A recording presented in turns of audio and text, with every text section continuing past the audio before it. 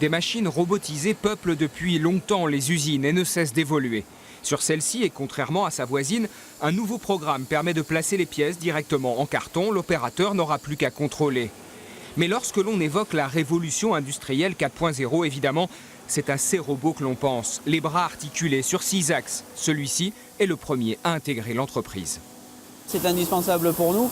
C'est un nouveau mode de fonctionnement qui nous permet de rester compétitifs sur des marchés très concurrentiels. Au-delà de ça, c'est d'autres enjeux. C'est des enjeux d'organisation, de fonctionnement, de pénibilité, d'amélioration des conditions de travail, mais aussi d'augmentation des compétences de nos salariés. Ces robots ont d'abord conquis les grandes industries comme l'automobile. Depuis 10 ans, leur coût a fortement diminué et ces bras multifonctions sont devenus accessibles aux PME.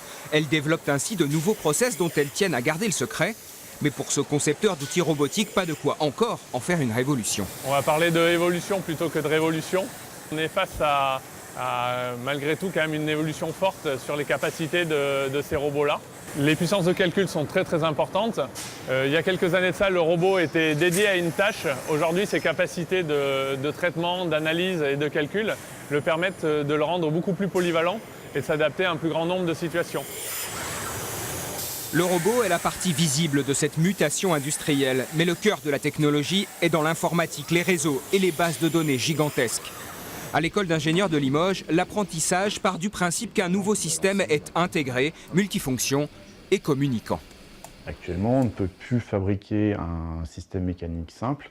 On va lui adjoindre de l'intelligence en termes de diagnostic, maintenance, être capable de dire que je suis en train de tomber en panne, de surveiller par exemple son évolution. Ces interactions entre le système mécanique, la partie intelligente de l'informatique, nécessitent de prendre ces choses-là en considération dès la conception du système. À l'avenir, la place des robots dans tous les secteurs de production sera grandissante. Se posera la question de l'emploi. Ceux qui disparaissent seront-ils compensés par ceux à créer? Et puis également les dérives de la technologie. Les étudiants qui, eux, maîtrisent ces outils sont enthousiastes. Pour moi, c'est un changement de travail. C'est-à-dire qu'on aura moins de travail de technicien et plus de travail de maintenance sur les machines. Alors, prendre soin, remettre en marche quand ça tombe en panne, etc. Ce sera moins répétitif, tous les travails à la chaîne seront remplacés.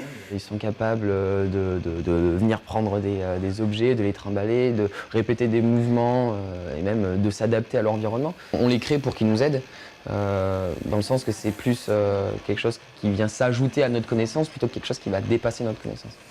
En 2018, d'après les chiffres de la Fédération internationale de robotique, la France aura intégré 5200 robots industriels multifonctions. En 2020, les prévisions estiment qu'un demi-million de ces robots seront opérationnels dans le monde.